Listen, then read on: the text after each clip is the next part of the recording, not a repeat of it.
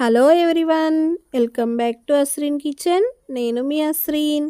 ఈరోజు రెసిపీ వచ్చేసి రసం అండి. నేను సింపుల్ మెథడ్లో రసాన్ని ప్రిపేర్ చేసి చూపిస్తాను. మన తెలుగు వారికి ఏమి తిన్నా లాస్ట్లో రసం వేసుకొని తినందే ముద్ద దిగదు కదండి. ఇలా గనక మీరు రసం చేసుకొని తిన్నారంటే పిల్లలైనా పెద్దలైనా ఇష్టంగా తింటారు. ఇప్పుడు ఎలా ప్రిపేర్ చేయాలో చూద్దాం. ఒక బౌల్లో నిమ్మకాయ సైజ్ అంతా చింతపండుని తీసుకొని చింతపండుని ఇలా విడతీసి వేసుకోవాలి.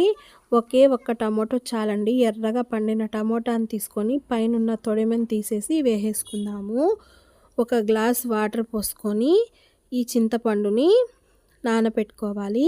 ఈ చింతపండు అనేది త్వరగా నానటానికి రుచికి సరిపడినంత గళ్ళుప్పుని వేసుకుంటే చింతపండు అనేది త్వరగా మెత్తపడుతుంది. ఉప్పుని వేసుకున్న తర్వాత మొత్తాన్ని ఒకసారి మిక్స్ చేసుకొని దీన్ని ఒక 10 మినిట్స్ పాటు పక్కన ఉంచుకుంటే చక్కగా నానిపోతుంది. ఇప్పుడు రసంలోకి మసాలా ప్రిపేర్ చేసుకుందాము. ఒక మిక్సీ జార్లో 1 టీ స్పూన్ మిరియాలని వేసుకోవాలి. 1 టీ స్పూన్ ధనియాలని కూడా వేసుకుందాము. రసంలోకి జీలకర్ర అనేది కొంచెం ఎక్కువ ఉంటే టేస్ట్ అనేది బాగుంటుందండి.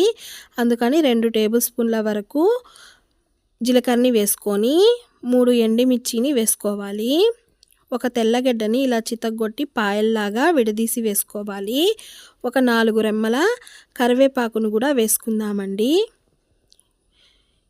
దీన్ని మెత్తగా మిక్సీ పట్టుకోవాలి.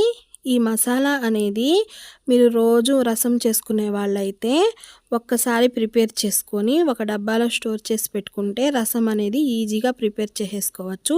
ఈ మసాలాని పక్కన పెట్టుకొని మనం ముందుగా నానబెట్టుకున్న చింతపండుని టమోటాని మెత్తగా మ్యాష్ చేసుకోవాలి.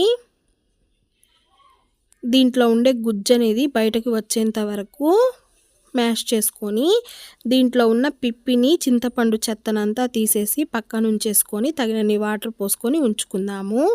ఇప్పుడు స్టవ్ మీద గిన్నె పెట్టుకొని 2 టేబుల్ స్పూన్ల వరకు ఆయిల్ వేసుకొని ఆయిల్ హీట్ అయ్యాక ఆవాలు, జీలకర్ర, ఎండుమిర్చిని వేసుకుందాము. ఇవి కాస్త వేగాక ఒక 2 రెమ్మల కరివేపాకుని వేసుకుంటే రసం అనేది బాగుంటుంది. మొత్తాన్ని ఒకసారి మిక్స్ చేసుకొని ముందుగా ప్రిపేర్ చేసుకున్న రసం పౌడర్ని వేసేద్దాము. ఈ రసం పౌడర్ అనేది కాస్త వేయించుకోవాలి.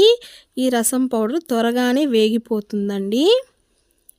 చక్కగా వేగించుకున్న తర్వాత చిటికెడంతా పసుపుని వేసుకొని చిటికెడంతా ఇంగువ పొడిని వేసుకుంటే ఫ్లేవర్ అనేది బాగుంటుంది. ఇవి మొత్తం మంచిగా కలుపుకొని ముందుగా ప్రిపేర్ చేసుకున్న రసాన్ని ఈ మసాలాలో వేసేద్దాము. పులుపు చూసుకొని మనకి టేస్ట్కి తగ్గట్టు వాటర్ని యాడ్ చేసుకోవాలి. రసం ఎక్కువ పులుపున్నా బాగోవు, మరీ చప్పగా ఉన్నా బాగోవండి. కరెక్ట్గా టేస్ట్ సరిపోయేలాగా వాటర్ని పోసుకొని ఒకసారి కలుపుకొని ఉప్పు చెక్ చేసుకొని ఉప్పు వేసుకుందాము. ఉప్పు వేసుకున్న తర్వాత మొత్తాన్ని బాగా మిక్స్ చేసుకోవాలి. ఒకసారి బాగా మిక్స్ చేసుకొని కొత్తిమీరని వేసుకోవాలండి. కొత్తిమీర వేసుకుంటే మనకి రసం అనేది చాలా రుచిగా చాలా బాగుంటాయి. కొత్తిమీర అనేది ఫ్రెష్గానే వేసుకోవాలి. ఈ రసాన్ని ఒక 10 మినిట్స్ పాటు మరిగించుకుందాము. మరి ఎక్కువ తెల్లకూడదండి రసం అనేది. ఇలా కాసేపు తెల్లితే సరిపోతుంది. మనకి వేడి వేడి రసం అనేది రెడీ అండి. ఈ రసాన్ని వేడి వేడి అన్నంలో వేసుకొని తింటే చాలా అంటే చాలా బాగుంటాయి. పిల్లలైనా పెద్దలైనా ఎవరైనా ఇష్టంగా తింటారు. ఈ వీడియో మీకు నచ్చిందని అనుకుంటున్నాను. నచ్చితే లైక్ చేయండి. ఫ్రెండ్స్ అండ్ ఫ్యామిలీ మెంబర్స్కి షేర్ చేయండి.